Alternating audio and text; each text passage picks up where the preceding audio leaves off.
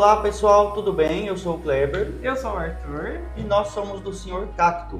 e hoje a gente vai falar um pouquinho até mesmo sobre o nosso nome, né? Sobre os cactos, trazer aí algumas diferenciações, um pouquinho dos cuidados, então se liga aí.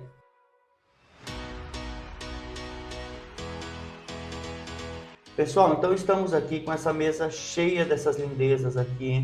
Todas são plantas suculentas. Todo cacto é uma suculenta, mas nem toda suculenta É um cacto, né? cacto. E nem tudo que parece é, porque na verdade a gente tem o hábito de a planta tem espinho. Ai, que cacto lindo! Exato, a gente confunde muito, né? Apesar de estar tudo bem, gente, a gente falar, né, os nomes cacto, populares, cacto, tá tudo bem, mas é legal a gente saber um pouquinho mais, né, sobre essas plantas. Então, por exemplo, essas lindezas que estão aqui são todas eufórbias. Ela não é da mesma família dos cactos. Vou colocar até aqui. A gente tem a família das eufórbias e a família dos cactos. Sim. E a gente talvez não vá se arriscar a falar tantos nomes científicos aqui, tá, Até pessoal? porque é muito difícil os nomes científicos. Muito difícil. É uma sopinha de letrinha ali, muita vogal consoante Sim. no mesmo nome. Então, a gente vai falar os nomes populares e aí a gente vai mostrando e deixando também aqui para vocês o nome científico. A gente pesquisa muito. Sim, muito. Né? Internet, Muito. livro, para a gente poder passar alguma coisa com um pouco mais de conhecimento para vocês. Exato, tem muito cacto, né, que é muito parecido e aí é muito difícil mesmo a identificação, né? Às vezes a gente consegue identificar a família e o gênero, mas a gente não consegue identificar de fato aquela espécie. Então a gente pesquisa muito. Uma dica para vocês, ó, a gente tem um livro de cactos e suculentas do Plantarum que ajuda muito, tem várias identificações aqui dentro, inclusive auxílio nos cuidados. Então é muito legal a gente ter um material desse para a gente pesquisar. Vocês estão se perguntando como é que eu descubro o que é uma eufórbia e o que é um cacto. Então tem algumas características aí que dá para diferenciar a planta assim. Ajuda, né? Mesmo não sendo um especialista, a gente consegue ter uma noção do que é uma eufórbia e o que é um cacto. Bom, vamos lá, gente. Primeira coisa, tá? Este aqui é um rabo de macaco, né? Acho que vocês talvez já conheçam ele. Então ele não é uma eufórbia, ele é um cacto mesmo. É bem peludo, mas essas todas aqui de trás são eufórbias, tá? Essa aqui é uma eufórbia láctea, bem variegata, ela é toda branca. Branca dessa toda, né? Sim, essa aqui é uma mudinha que nós fizemos, né, da nossa grandona que tá lá fora. Essa aqui é uma eufórbia cristata, né? Essa aqui é uma outra eufórbia azul. Ela tem um espinho bem avermelhado e ela é dá bem azul, né? Sim, ela dá flores, ó, florzinhas amarelas, coisa mais linda. A gente tem a eufórbia chifre de boi, popularmente conhecida como chifre de boi. Essa aqui é grandes formas, é o nome científico dela. E a gente tem talvez uma das mais conhecidas, que é a eufórbia trigona. O famoso cacto candelabro. Exato. E aí eu vou explicar uma diferença para vocês sobre as eufórbias e cactos. Os espinhos das eufórbias, como vocês podem ver, ele sai ao longo do corpo da planta, mas ele sai direto do caule, tá vendo? É um espinho que sai do corpo dela. Se a gente pega um cacto, a logística desse desenvolvimento de espinho é diferente. Ó, esse cacto azul. Vocês percebem que tem na base dele uma auréola, né? E esse é o nome mesmo. Os espinhos se desenvolvem a partir de auréolas e tem formas mais geométricas, né? Então, ou em estrela, em coroa. Então, ele se desenvolve a partir da auréola e não diretamente do corpo da planta. Então, essa é uma grande diferença dos cactos para as eufórbias. Sim, e outro ponto que dá para a gente identificar também é que a eufórbia normalmente, acho que 100% das vezes, né? Ela tem uma seiva leitosa. Então, quando a gente vai fazer uma poda de uma eufórbia, além dela ser extremamente tóxica, ela solta um leite. Ó. Então, se eu tirar qualquer galinho aqui para fazer uma mudinha dela, ela vai soltar uma substância branca. Ó. Ela já começa até a aparecer aqui, ó. A gente não manuseia o cacto assim, tá? Porque eu já tenho muita prática já com o cacto, já a mão já tá calejada. Já não fura mais. Vamos segurar, deixa eu segurar aqui. Ó, então se eu tiro ele solta esse líquido aqui. Que é um líquido branco extremamente venenoso, extremamente tóxico. O cacto ele já não tem isso.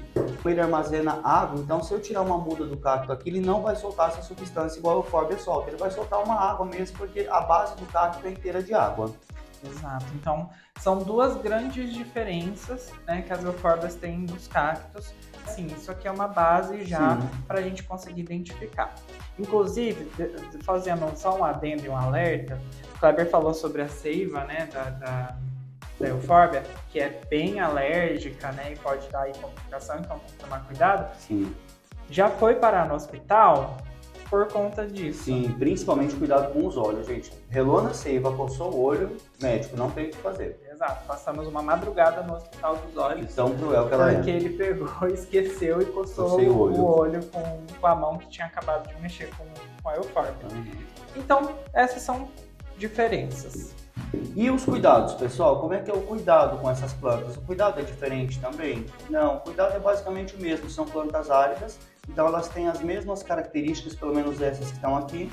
Então a rega ela é igual, lembrando que a rega do cacto ela tem que ser uma rega igual a uma outra planta. A diferença é que a terra tem que estar 100% seca. E é bom frisar essa questão da rega, porque a gente acha que são plantas extremamente resistentes e suculentas, né? Que não precisa regar, que pode regar um pouquinho. Não, gente, é rega em abundância. Precisa regar, secou a terra, rega até escorrer pelo vaso. Escorrer pelo vaso, né? Não tem essa de, eu vou colocar um copinho, vou regar todo dia um pouquinho. Não é assim.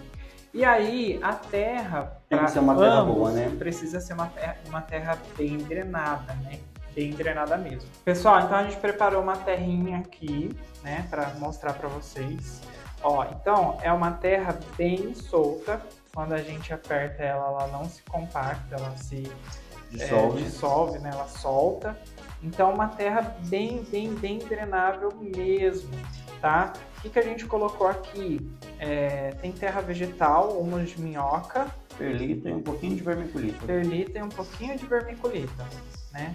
Só pra gente conseguir aí dar esse respiro, né? Pra planta dentro do substrato e a água conseguir escorrer de uma forma ideal. E outro cuidado básico, gente, a pessoa brinca, né? Nossa, eu não sei cuidar nem de cacto, mas o cacto é uma planta difícil de cuidar assim, não é tão simples assim não. O cacto é uma plantinha chata principalmente em relação à iluminação. Cacto, gente, é planta de sol. O cacto precisa de sol, pelo menos 6 horas por dia. Senão, não adianta. Se você deixar o cacto na sombra, a gente tem até experiência aqui, né, de uma pessoa que deixou no banheiro o cacto, né? Sim, uma amiga nossa pediu socorro porque, na verdade, era uma eufórbia, né? O que a gente chama de cacto candelabro, tá tudo bem. E aí deixou dentro do banheiro. O banheiro a gente sabe que é um lugar úmido e geralmente sem iluminação. Sim. E aí, o que acontece? Essas plantas, elas são bem resistentes, né? Então, elas vão apresentando sinais muito delicadamente. O problema é que ele vem de dentro para fora, né? O cacto, normalmente, a eufórbia, ela começa a adoecer dentro e quando tá externo já praticamente não tem mais salvação a planta. Porque demora, né? Às vezes pode demorar meses para a planta começar a definhar ali e aí você perceber, mas isso já está acontecendo de muito tempo.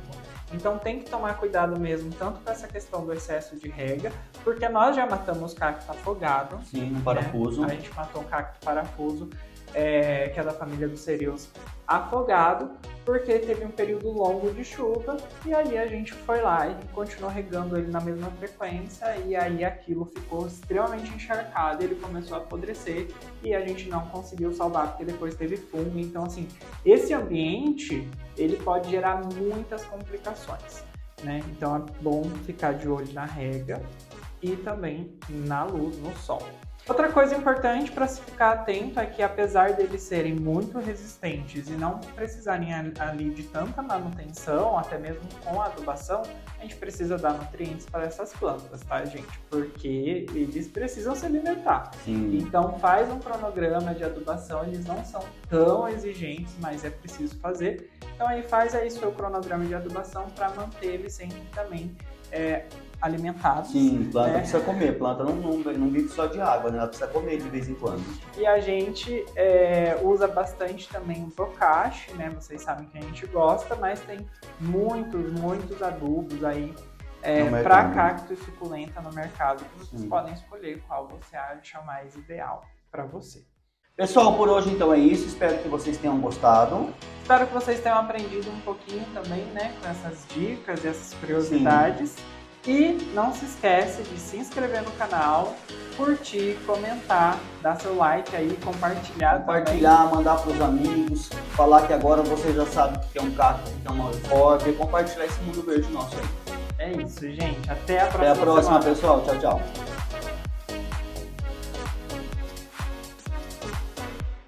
Vai te dar aqui esse Não, vou parar já, vai lá.